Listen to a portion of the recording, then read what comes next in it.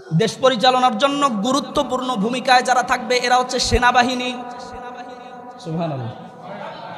সেনাবাহিনীর নামেও আমার আল্লাহ সুবহানাহু ওয়া তাআলা একটা সূরা নাজিল করে দিয়েছেন। জোরে কোন আল্লাহু আকবার। সেনাবাহিনী শুধুমাত্র কেবলমাত্র হলেই হবে না, এই সেনাবাহিনীর আবার 7টা গুণও থাকা লাগবে। আমার আল্লাহ সুবহানাহু ওয়া তাআলা সেনাবাহিনীর 7টা গুণ সম্বলিত একটা সূরা নাজিল করে সূরার নাম দিয়েছেন সূরা যুখরুফ। আল্লাহু আকবার। সম্মানিত উপস্থিতি, সেনাবাহিনীর আবার বিশেষ করে 3টা গুণ থাকা লাগবে, বিশেষ 3টা গুণ থাকতে হবে। আমার আল্লাহ সুবহানাহু ওয়া তাআলা কোরআন কারীমের ভিতরে সেই 3টা গুণ যেই সূরার ভিতরে দিয়েছেন, সূরার নাম দিয়েছেন সূরাতুস সাফফাত। আল্লাহ সুবহানাহু ওয়া তাআলা জানিয়েছেন ওয়াস-সাফফাতি সাফফান ফাজ-জাজিরাতি জাজরান ফাত-তালিয়াতি যিকরা। জোরে কোন আল্লাহু আকবার।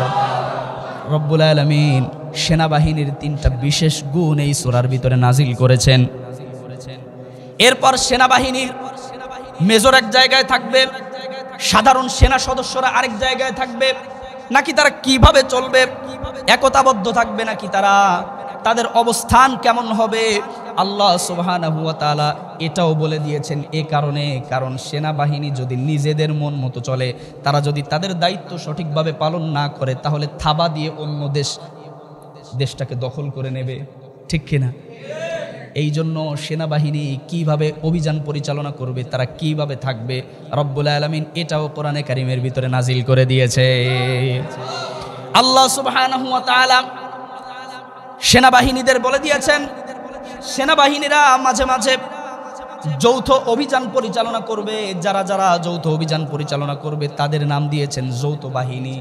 যৌথ বাহিনী কিভাবে পরিচালনা করবে তাদের অভিযান, বিরোধী দলীয় নেতা নেত্রীদেরকে ধরে ধরে খুন করবে, গুম করবে, মাঝে মাঝে ধরে ধরে ক্রস ফায়ার দেবে। হ্যাঁ, এরকম সেনাবাহিনী সাধারণ জনগণের নিরাপত্তা নিশ্চিত প্রদান করবে, ঠিক কিনা? فقد قال الله تعالى في كلامه المجيد وفي فرقانه الحميد। সকলে পড়ুন আউযু বিল্লাহি মিনাশ শাইতানির রাজীম। বিসমিল্লাহির রহমানির রহিম। وَإِذِ ابْتَلَى إِبْرَاهِيمَ رَبُّهُ بِكَلِمَاتٍ فَأَتَمَّهُنَّ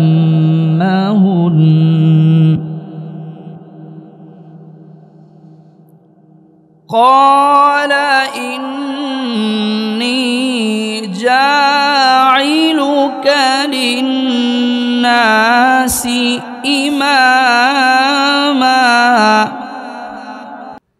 قَالَ وَمِنْ ذُرِّيَّتِي قَالَ لَا يَنَالُ عَهْدِ الظَّالِمِينَ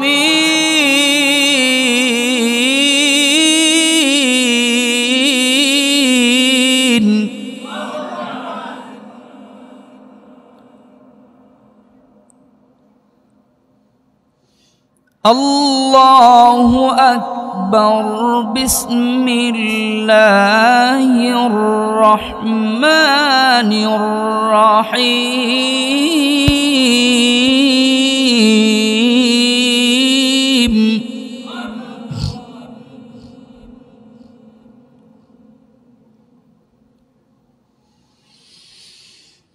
قل هو الله أحد الله الصمد لم يلد ولم يولد ولم يكن له كفوا أحد صدق الله العظيم.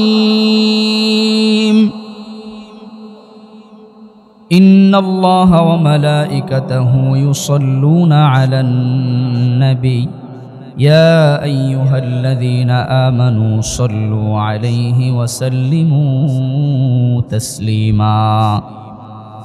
اللهم صل على محمد وعلى آل محمد كما صليت على إبراهيم وعلى آل إبراهيم إنك حميد مجيد.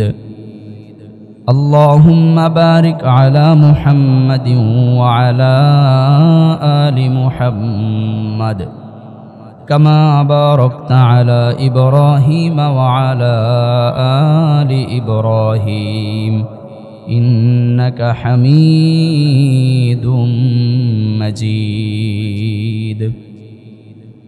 সম্মানিত হাজিরিন, কোরআনে কারীম এমন একটা কিতাব, এই কিতাবের ভিতরে এমন কোনো জিনিস নাই যে কোরআনে কারীমের ভিতরে নাই। আপনি কি চান আল্লাহ সুবহানাহু ওয়া তাআলা কোরআনে কারীমের ভিতরে তাই দিয়েছেন। সম্মানিত উপস্থিতি, এই যে আমরা গবাদি পশুগুলো পালন করি, আমাদের প্রায় বাড়িতে দেখা যায় গরু আছে না নাই? গরুর নামে সূরা আছে না নাই? নাম কি বলেন তো? কথা বলতে হবে। গরুর নামে সূরা আছে, এই সূরার নাম কি? বাকারা। সূরা বাকারা। বাকারা অর্থ গরু। আল্লাহ সুবহানাহু ওয়া তাআলা মৌমাছির নামে সূরা দিয়েছেন, সুবহানাল্লাহ। আল্লাহ সুবহানাহু ওয়া তাআলা হাতির নামে সূরা দিয়েছেন। সমস্ত প্রকার গবাদি পশু, ভেড়া, উট, দুম্বা, ছাগল, এসব কিছুর সমষ্টিগত সমস্ত গবাদি পশু নিয়ে একটা নামকরণ করেছেন, সূরার নাম দিয়েছেন সূরা আনআম। সুবহানাল্লাহ বলে, অর্থ গবাদি পশু। কোরআনে কি নাই? এই যে আমরা এখানে মসজিদের মধ্যে বসে আছি, আল্লাহ সুবহানাহু ওয়া তাআলা আমাদের ব্যাপারেও কোরআনে কারীমের ভিতরে সূরা নাজিল করে দিয়েছেন। সুবহানাল্লাহ বলে। রব্বুল আলামিন মুমিনদের নামে সূরা দিয়েছেন। আমরা এখানে যারা উপস্থিত আছি নিজেদেরকে আমরা মুমিন বলে দাবি করি। রব্বুল আলামিন মুমিনদের নামে সূরা দিয়েছেন। এক বচন দিয়েছেন সূরা মুমিন, মুমিন নামেও সূরা আছে। বহু বচন দিয়েছেন সমস্ত মুমিন, এটার নামেও রব্বুল আলামিন সূরা দিয়েছেন। মুমিনুন নামেও সূরা দিয়েছেন। জোরে কোন সুবহানাল্লাহ। মুমিন সম্প্রদায় বাদ দিলে যারা ঈমান আনে নাই, যেই সম্প্রদায় মুসলমানদেরকে বাদ দিলে অন্য সম্প্রদায়দেরকে বলা হয় কাফের, বেঈমান, যাদের ঈমান নাই। যারা ঈমান আনে নাই রব্বুল আলামিন তাদের নামেও সূরা কোরআনে কারীমের ভিতরে দিয়েছে। আল্লাহ রাব্বুল আলামিন মুমিনদের নামেও সূরা দিয়েছেন, কাফিরদের নামেও সূরা দিয়েছেন। আবার সমাজের ভিতরে দোদুল্যমান ব্যক্তিও জোরে বলেন আছে না নাই? যারা মুমিনদের সঙ্গেও সম্পর্ক ভালো রাখে, আবার বেঈমান কাফির ফাসিকদের সঙ্গেও সম্পর্ক ভালো রাখে। মুমিনদেরকেও খুশি রাখতে চায়, কাফিরদেরকেও খুশি রাখতে চায়। মুমিনদের সঙ্গে সম্পর্ক ভালো রাখতে চায়, কাফিরদের সঙ্গেও সম্পর্ক ভালো রাখতে চায়। সহজ বাংলায় সাপও মারলাম লাঠিও ভাঙলো না, এমন মানুষ জোরে বলেন আমাদের সমাজে আছে না নাই? আল্লাহ রাব্বুল আলামিন তাদের ব্যাপারেও কোরআনে কারীমের ভিতরে জানিয়েছেন। আল্লাহ রাব্বুল আলামিন তাদের নামেও সূরা নাজিল করে ওই সূরার নামকরণ করেছেন সূরা মুনাফিকুন। জোরে কোন আল্লাহু আকবার। পালানোর কোনো রাস্তা নাই। অন্যায় অপরাধ করে চলে যাবে কোনো মানুষ, যদি কোরআনে কারীম সঠিকভাবে গবেষণা করে যদি আলোচনা করা হয়, তাহলে মুনাফিকেরা কোথাও গিয়ে ছাড় পাবে। সম্মানিত হাজিরিন, কোরআনে কারীমের ভিতরে এমন কোনো বিষয় নাই যেই বিষয় আমার আল্লাহ সুবহানাহু ওয়া তাআলা কোরআনের ভিতরে উল্লেখ করে দেয় নাই। যদি আপনি কোরআনুল কারীম বুঝতে চান, তাহলে আপনাকে সর্বপ্রথম 5টা বিষয় বুঝতে হবে। জোরে বলেন কয়টা? খুব ভালো করে বোঝার চেষ্টা করেন। কোরআনে কারীম থেকে যদি শিক্ষা নিতে হয় তাহলে সর্বপ্রথম 5টা বিষয়কে সামনে রাখতে হবে। 1 নম্বরে শুদ্ধ তেলাওয়াত, যেটা আমরা আলোচনার শুরুতেই করেছি। 2 নম্বরে সরল অনুবাদ, একটু পর করব। 3 নম্বরে কেন নাজিল হয়েছে, শানে নুজুল বলা হয়, কি কারণে আল্লাহ সুবহানাহু ওয়া তাআলা এই আয়াতে কারিমাটা দিলেন। 4 নম্বরে ব্যাখ্যা করা লাগবে, এই আয়াতের ব্যাখ্যাটা কি আসে, এই সঠিক ব্যাখ্যা মানুষদের সামনে বুঝিয়ে দিতে হবে।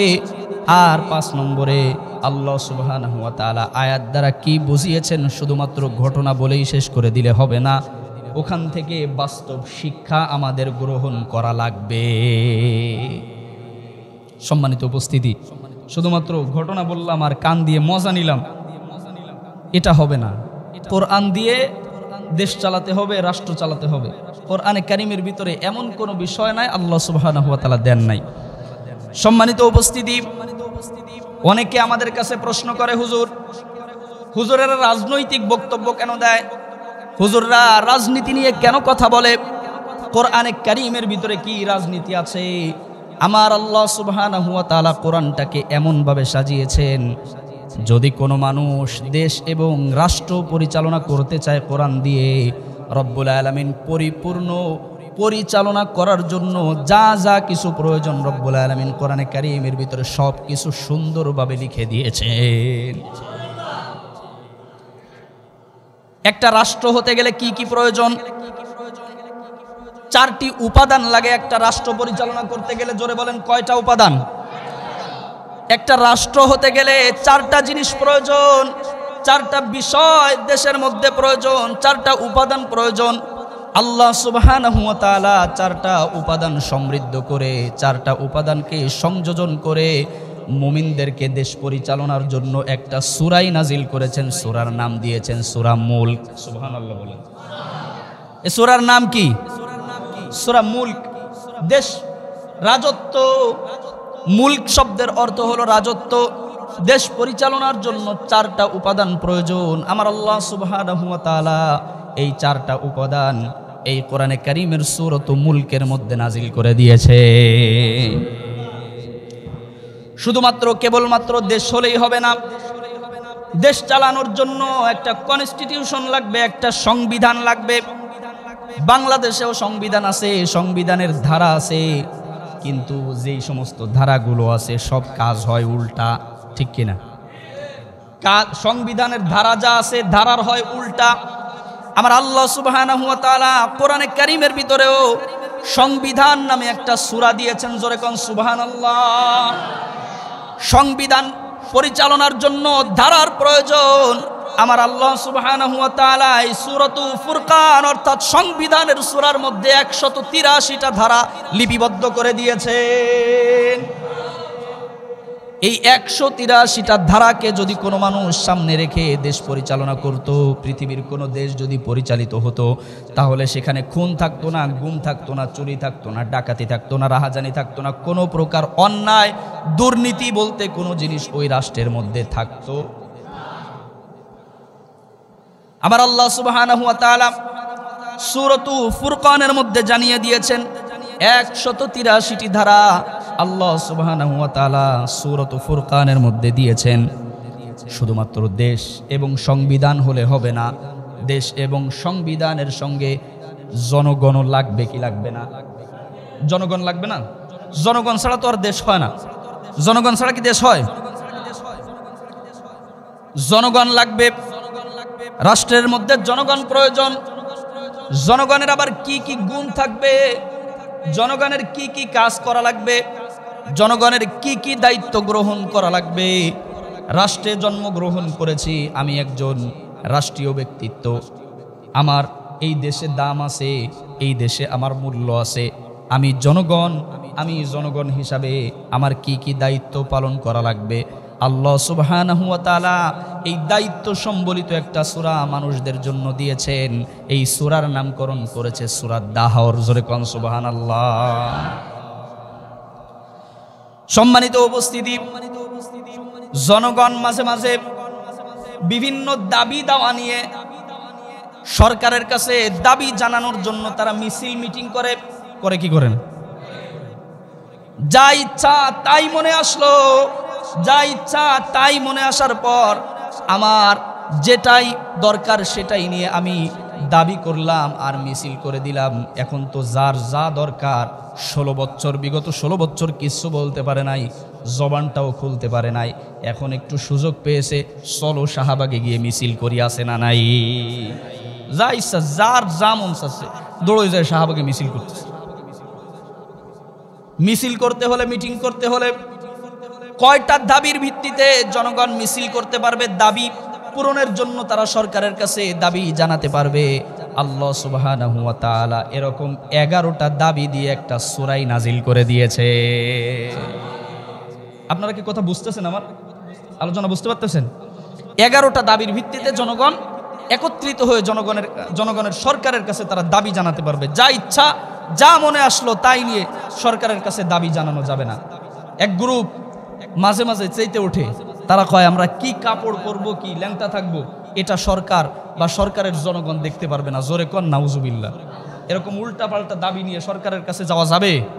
আল্লাহ সুবহানাহু ওয়া তাআলা জানিয়েছেন, ওয়াকারনা ফি বুয়ুতিকুন্না ওয়ালা তাবাররাজনা তাবাররুজাল জাহিলিয়াতিল উলা ওয়া আকিমনাস সালাতা ওয়া আতিনাজ যাকাতা ওয়া আতি'নাল্লাহা ওয়া রাসূলাহ। আল্লাহ সুবহানাহু ওয়া তাআলা জানিয়েছেন, মহিলারা প্রয়োজনে ঘর থেকে বের হবে, অপ্রয়োজনে মহিলারা ঘর থেকে বের হবে না। তারা পর্দার সঙ্গে তারা জীবন যাপন করবে, বেপরদেগি জিন্দেগি তারা যাপন করবে না। পুরুষেরা তাদের দৃষ্টিকে সংযত রাখবে, মহিলারা পরিপূর্ণ খাস পর্দা করবে। সম্মানিত হাজিরিন, আল্লাহ সুবহানাহু ওয়া তাআলা জানিয়ে দিয়েছেন মহিলারা পরিপূর্ণ পর্দার সঙ্গে থাকবে। আর আমাদের সমাজে কিছু বেহায়া, নির্লজ্জ, বেরাজা মহিলারা তারা নিজেদের পোশাককে খোলার জন্য মাঝে মাঝে সরকারের কাছে দাবি জানানোর জন্য একত্রিত হয়। এদেরকে পিটিয়ে সরিয়ে দেওয়ার দরকার, জোরে বলেন আছে না নাই? সম্মানিত উপস্থিতি, এজন্য কোনো একটা চিন্তা মাথায় আসলেই সরকারের কাছে দাবি জানানো যাবে না, মিছিল মিটিং করা যাবে না। 11টা দাবি রব্বুল আলামিন দিয়েছেন মানুষদেরকে। এই 11টা দাবির ভিত্তিতে তোমরা সরকারের কাছে আবেদন করতে পারো। আল্লাহ সুবহানাহু ওয়া তাআলা 11টা দাবি সম্বলিত যেই সূরা দিয়েছেন, এই সূরার নাম হলো সূরা জুমার। 23 নম্বর পারার 17 নম্বর পৃষ্ঠায় একটা সূরা আছে, দেখবেন এই সূরার নাম হলো সূরা জুমার, অর্থাৎ ঐক্যবদ্ধ জনগণ। আল্লাহ সুবহানাহু ওয়া তাআলা ঐক্যবদ্ধ জনগণের আরেকটা সূরা দিয়েছেন, সূরার নাম দিয়েছেন আলাক। কি নাম? ইকরা বিসমি রাব্বিকাল্লাযী খলাক খলাকাল ইনসানা মিন আলাক। সুবহানাল্লাহ বলেন। সম্মানিত উপস্থিতি, তাহলে দেশ হলো, দেশের সংবিধান হলো, সংবিধানের জনগণ হলো, জনগণের দাবি হলো। এবার এই যে জনগণকে পরিচালনা করার জন্য একজন নেতা লাগবে। কি লাগবে? একজন নেতা, একজন লিডার লাগবে। এই লিডারকে আমরা আমাদের ভাষায় বলে থাকি প্রধানমন্ত্রী, ঠিক কিনা? এই প্রধানমন্ত্রী হতে গেলে তার মধ্যে কি কি গুণ থাকা লাগবে খুব ভালো করে খেয়াল করেন। যেই সেই ব্যক্তি লিডার, প্রধানমন্ত্রী, নেতা হতে পারবে না। লিডার হতে গেলে তার মধ্যে কিছু কিছু গুণাগুণ থাকা লাগবে, কি লাগবে না? আল্লাহ সুবহানাহু ওয়া তাআলা কোরআনে কারীমের সূরাতুল বাকারার মধ্যে জানিয়েছেন, ওয়া ইযিবতালা ইব্রাহিমা রাব্বুহু বিকালিমাতিন ফাআতাম্মাহুন قال إني جاعلك للناس إماما قال ومن ذريتي قال لا ينال عهد الظالمين। জোরে কোন আল্লাহু আকবার।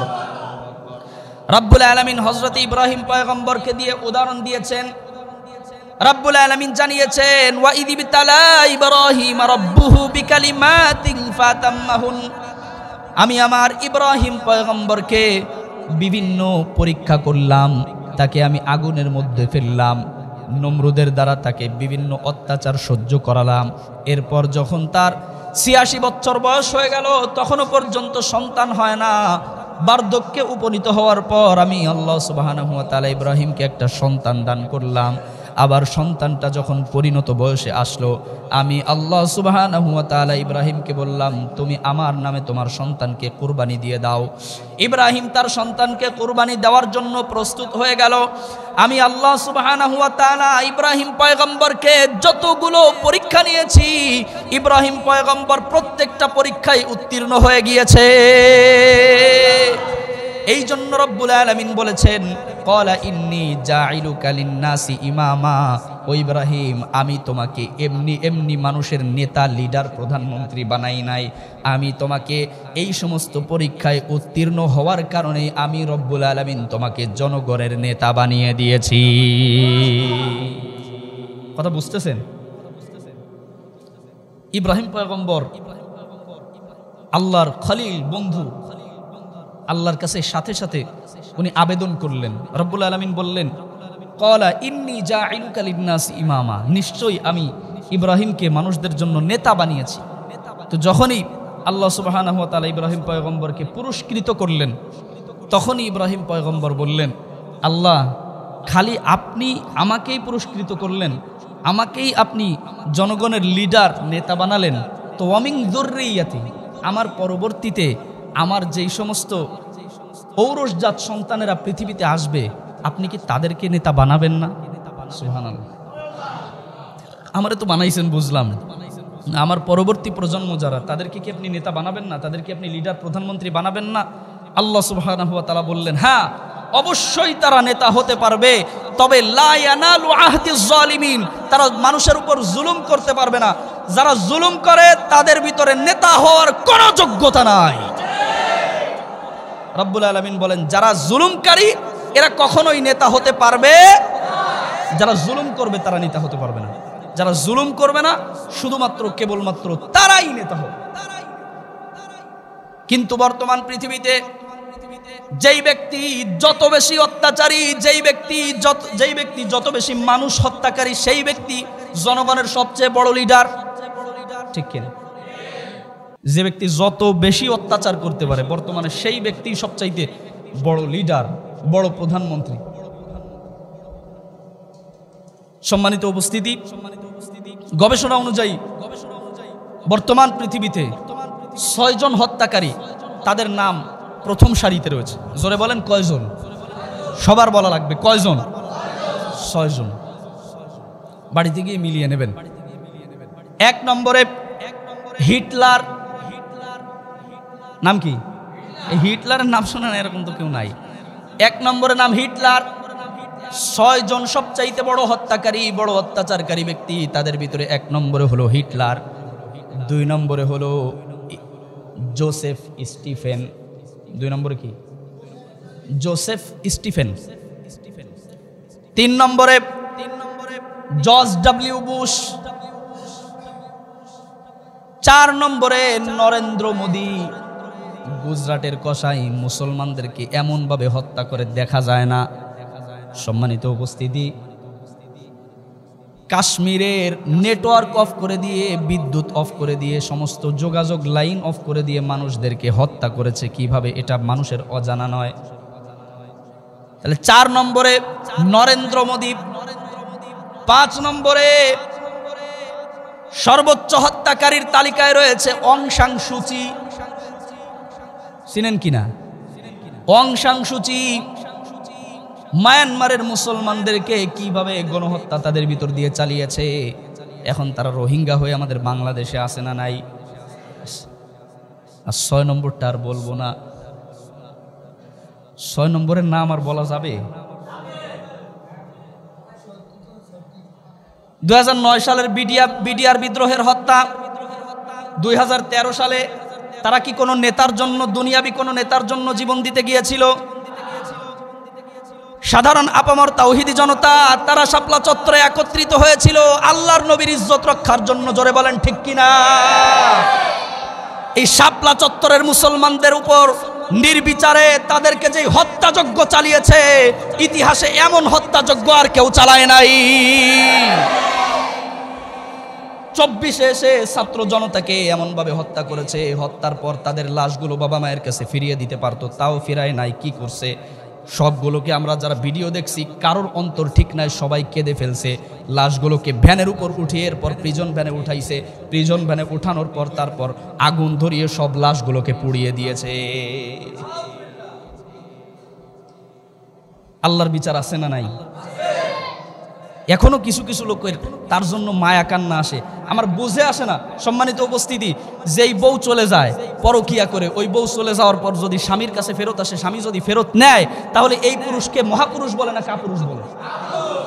যেই নেতা তার লিডারদেরকে, তার কর্মীদেরকে রেখে পালিয়ে যায়, যেই নেত্রী, সেই নেত্রীর জন্য যারা মায়া কান্না দেখায়, আমার মনে হয় এদের লজ্জা শরম বলতে কোনো কিছু নাই।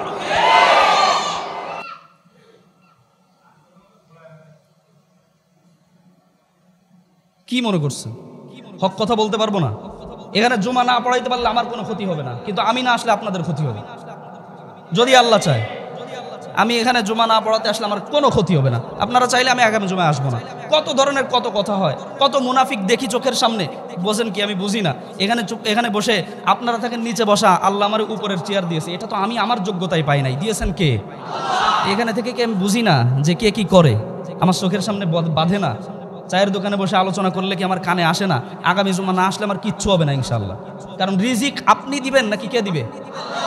রিজিক আমার আল্লাহ দিবে। কতজনে কত মুনাফিক কত ধরনের কথা বলে, আহারে শুনি আর মনে মনে হাসি।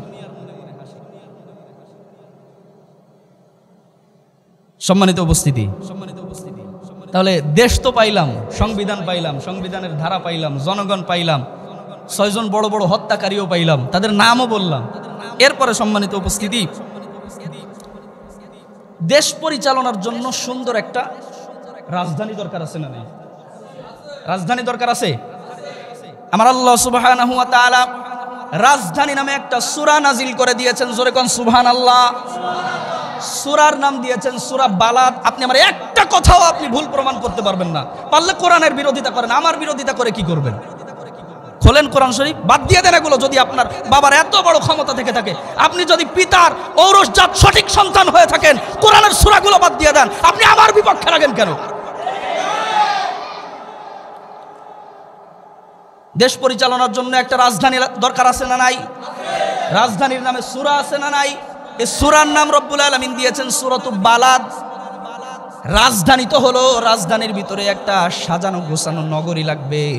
এটার ভিতরে এমপি থাকবে, মন্ত্রী থাকবে, তারা দেশ কিভাবে পরিচালনা করা লাগবে না যারা আলাপ আলোচনা করবে। এই আলাপ আলোচনা করার জন্য একটা জায়গা লাগবে, সুন্দর একটা জায়গা, একটা সাজানো গোছানো সুন্দর একটা সংসদ ভবন লাগবে। বাংলায় আল্লাহ সুবহানাহু ওয়া তাআলা কোরআনে কারীমের ভিতরে সংসদ ভবনের নামেও সূরা নাজিল করে দিয়েছে। রাজনীতি এতদিন কি করছেন, আজকে শিখাই দি রাজনীতিকারে কোন। আল্লাহ সুবহানাহু ওয়া তাআলা সংসদ ভবনের নামে যেই সূরা নাজিল করেছেন, এই সূরার নাম দিয়েছেন সূরাতুস সাবা। সুবহানাল্লাহ বলে। সাজানো গোছানো নগরী। আল্লাহু আকবার। কত সুন্দর কথা রব্বুল আলামিন। শুধুমাত্র সূচিপত্রগুলো বলে যাচ্ছি, তাও আপনার রাগ হচ্ছে। আর যদি আমি ভিতরে ঢুকে আমি যদি পরিপূর্ণ ব্যাখ্যা করতাম, তাহলে কি হতো আল্লাহই ভালো জানে।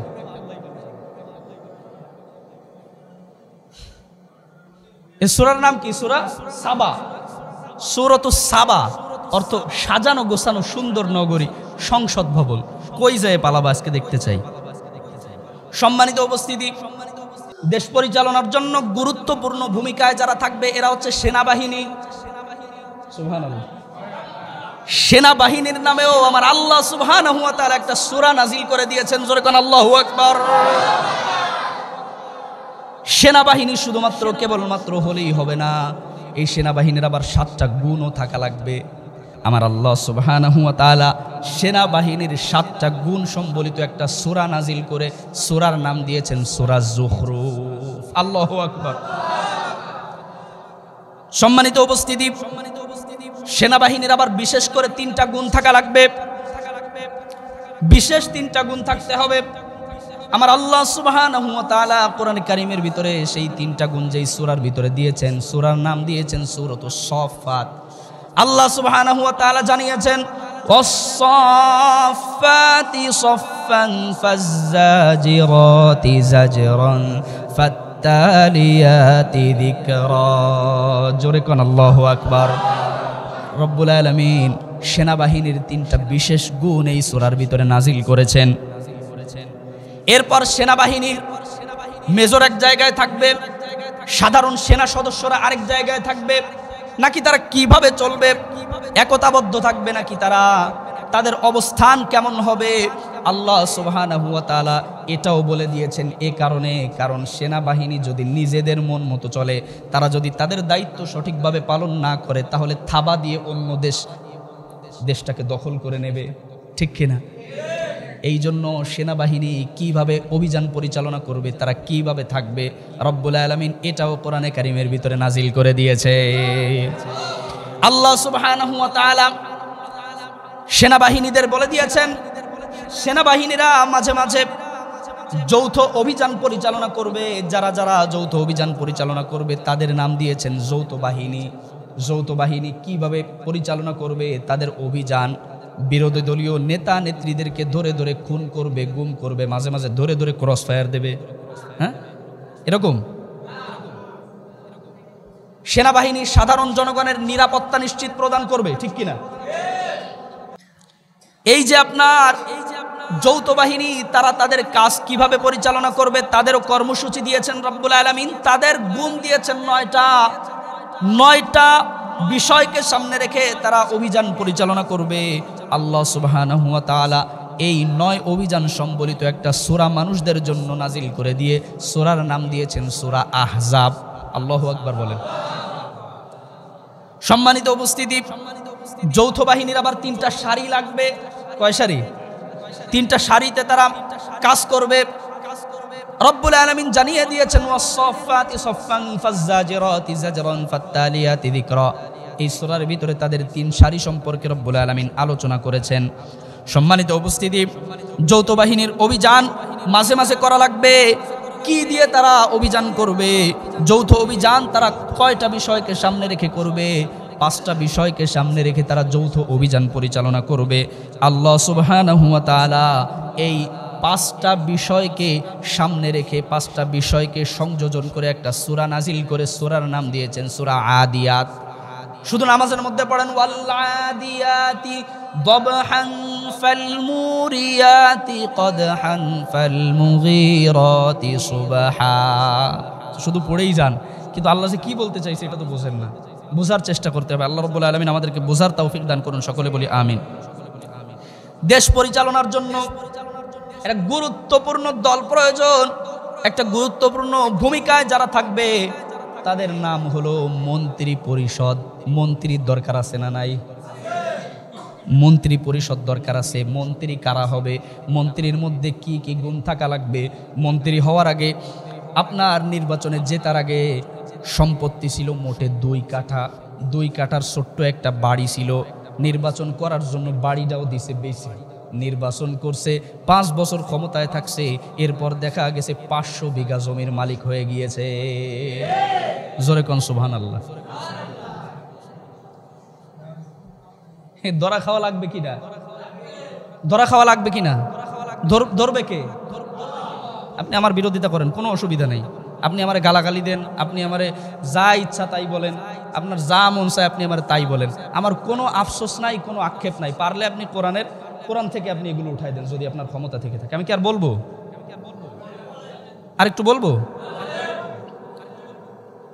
এই মন্ত্রী পরিষদের কি কি গুণ লাগবে, মন্ত্রী পরিষদের মধ্যে কি কি গুণ থাকা লাগবে, এই গুণগুলো সম্বলিত করে রব্বুল আলামিন একটা সূরা নাজিল করেছেন। এই সূরার নাম দিয়েছেন সূরাতুশ শূরা। 25 নম্বর পারা 2 নম্বর পৃষ্ঠায় একদম শুরুতেই দেখবেন সূরা শূরা। আল্লাহ সুবহানাহু ওয়া তাআলা মন্ত্রী পরিষদের গুণগুলো এখানে নাজিল করেছেন।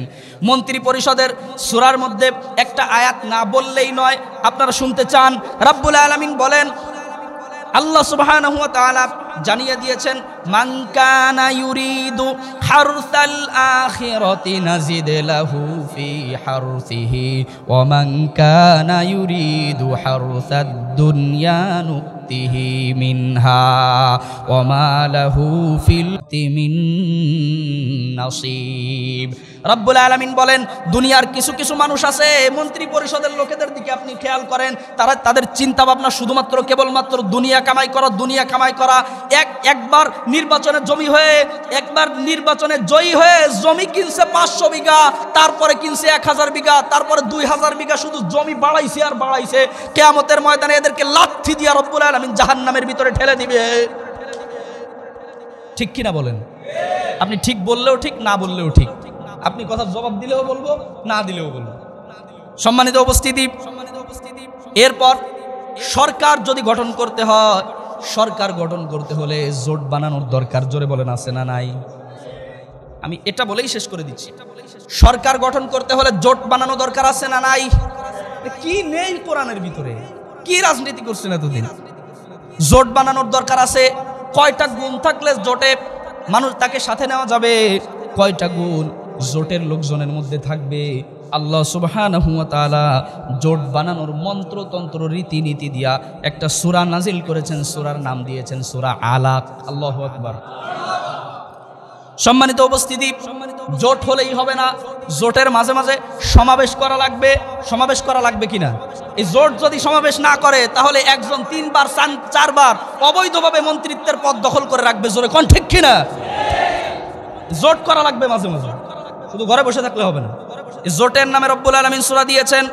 আল্লাহ সুবহানাহু ওয়া তাআলা জোট যারা করবে, জোটে কয়টা দাবি থাকলে তারা জোট করার অনুমতি পাবে?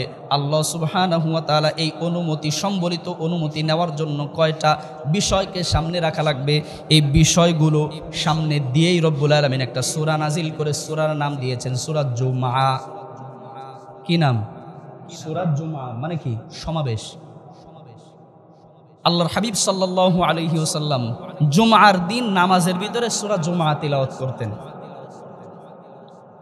এর আরো একটা অর্থ হয়, যিনি খতিব হবেন উনি সারা সপ্তাহ আপনার মহল্লার ভিতরে কি কি জিনিস পরিবর্তনের প্রয়োজন, কি কি জিনিস পরিবর্ধনের প্রয়োজন, কি কি জিনিস মানুষদের থেকে সরায় দেওয়া দরকার, কি কি জিনিস ঢুকানোর দরকার, এগুলো নিয়ে গবেষণা করবে, চিন্তা করবে।